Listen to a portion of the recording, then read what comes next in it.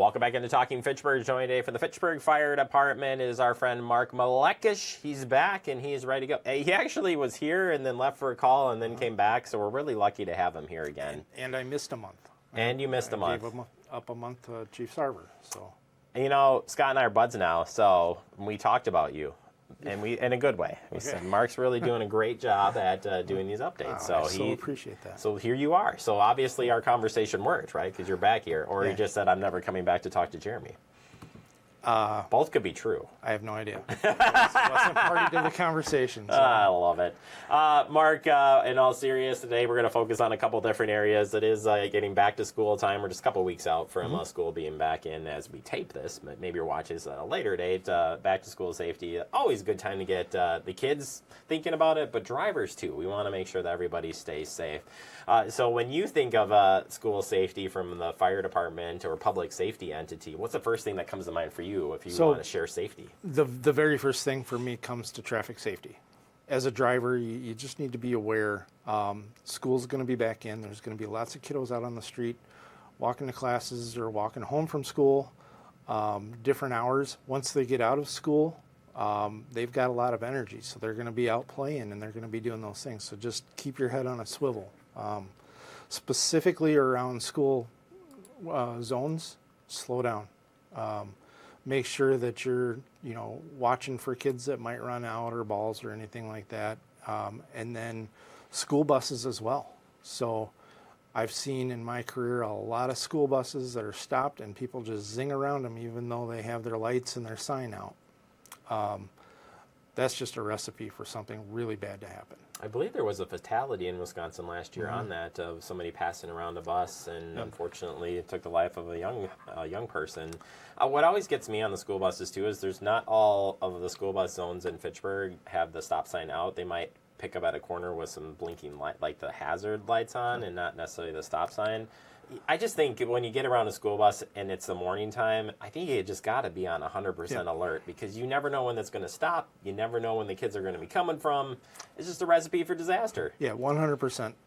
You just sort of have to be ready for the worst. And the easiest way to do that is slow down and give those kids in that school bus the space that it needs.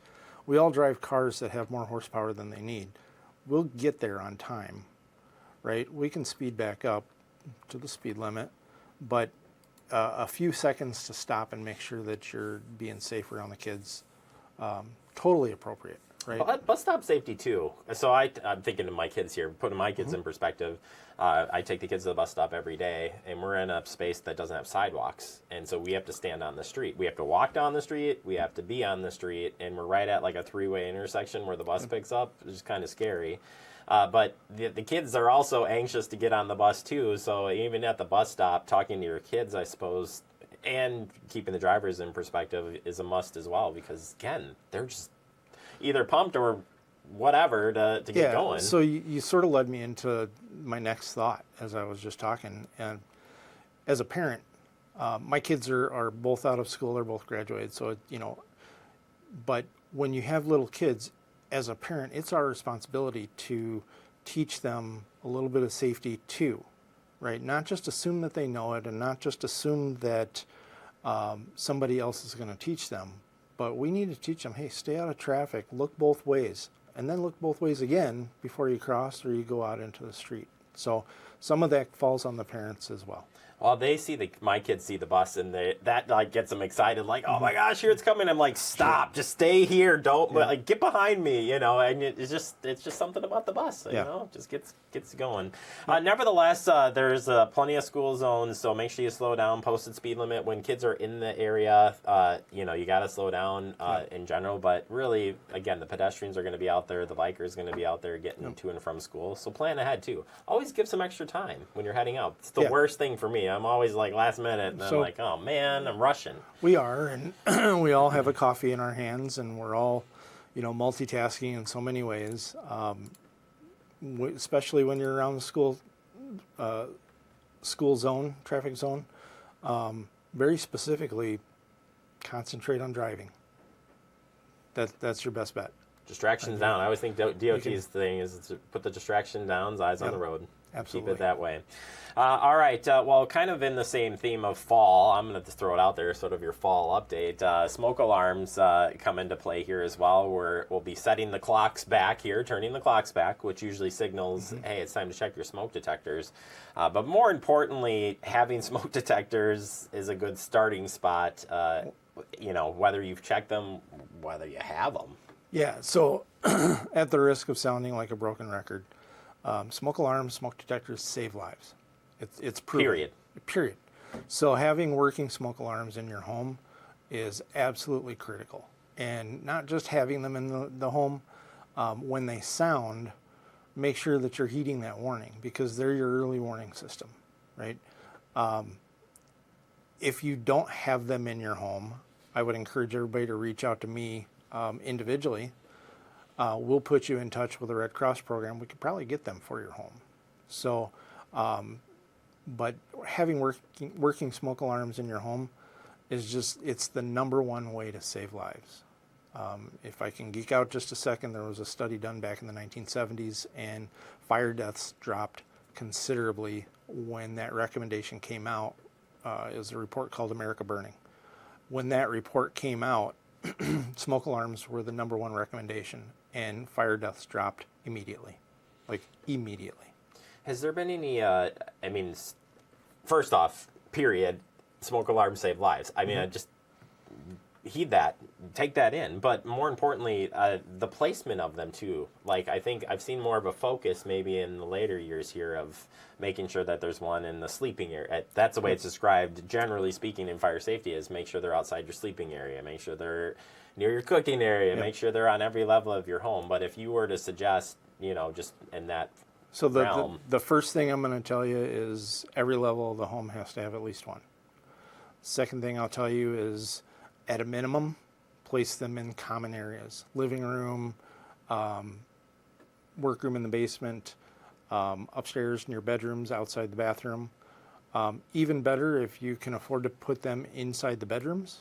And some of the newer homes actually require that by code, but some of the older ones don't. So a common hallway is ideal. Inside the bedrooms is even better.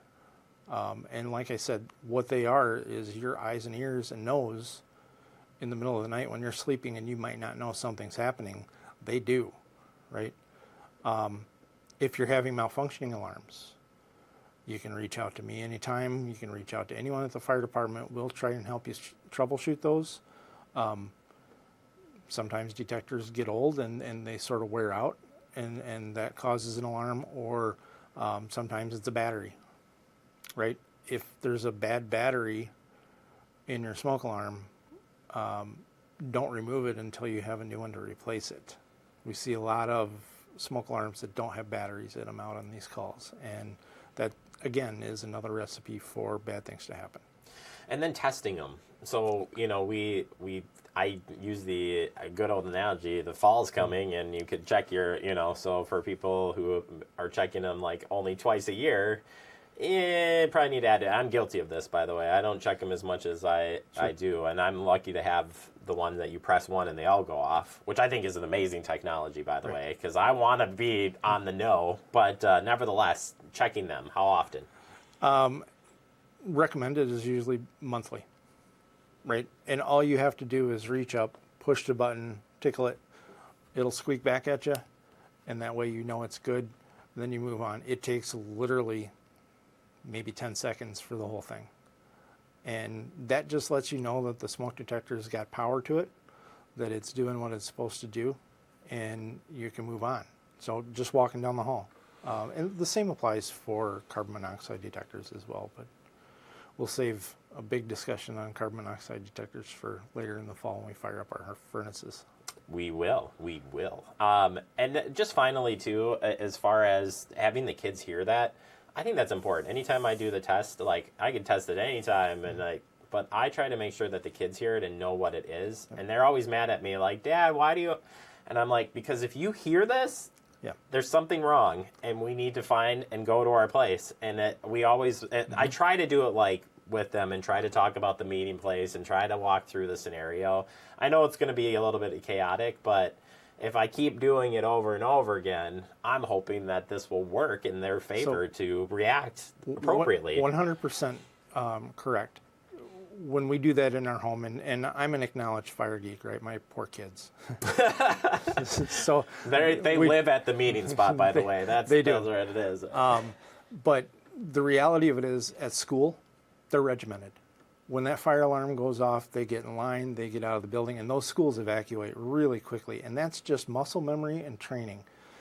At home, it should be the same thing. When they hear a smoke alarm go off, they should just immediately go to their meeting place. That's the expected response for that. Get out of the house, go to your meeting place, and maybe a plea to the kids, because the kids do a great job of this, I've found. Help teach your parents, help remind your parents that that's what you're supposed to do. What likely happens is somebody makes a comment about somebody else's terrible cooking. Oh, it's just a pizza burned or whatever. Well, maybe, but it's a great opportunity to practice. Speaking of practice and opportunity for the kids to teach the parents, October brings one of my favorite times of year, Fire Safety Month. Yeah, you think it's yeah. But the open house is a great opportunity to pick up this conversation, because you get the kids fired up during the week of Fire Prevention Safety Week, and it's great. But the open house, you have the date. We do, and we want to see you there. And it just told us, it just popped up on his phone. He's ready to go. Yeah. My phone alerts when it hears open house or smoke alarm. So October 4th, 10 a.m. to 2 p.m. at our firehouse number 2 over on Marketplace Drive. We're in conjunction with Oak Bank Pumpkin Giveaway again. We're going to close the street down. We've got all kinds of apparatus coming so that you can see what your fire department does to serve you, and the equipment that we use. We're putting everything on display. We want to see as many people as we can. We'll have hot dogs and probably some waters to drink, and lots of cool stuff to see. I'd love to see everybody that watches this. I brought my family last year to both events, and we had a blast at the fire department. The stations were awesome. The staff was all over the place. You got a chance to talk to different staff. Particularly, again, love public safety, so I'm a sucker for it. But it's a really fun event, and partnering with Oak Bank, I think, just helps get people to come over and talk fire safety. We don't care if you don't live in Fitchburg either. Talking fire safety is fire safety. Come on. But yeah, it's our chance to really shine and show everybody what we have, because we're darn proud of what we do. And we want to talk to people about it, right? And we realize that so many people have so many questions about the fire service. What a great day to come and get them answered. Great day for the kids. They get to see all sorts of cool stuff and do cool stuff. But also a good day for the parents, because maybe they have that question that they've always wanted to ask and they just never thought they had the opportunity. Grab us. And you don't have to wait till the open house to do that, but that just happens to be a great event to do it at. You get all the gear, you're getting all the gear, all the apparatus, and all the staff together at one spot. What a great opportunity again. And it's, again, the attendance is always awesome, so there's your second warning. You better get out there and definitely join in on it. Mark, I appreciate the time as always. We'll look forward to having you back in the month of September. Yeah, it's amazing. Thanks.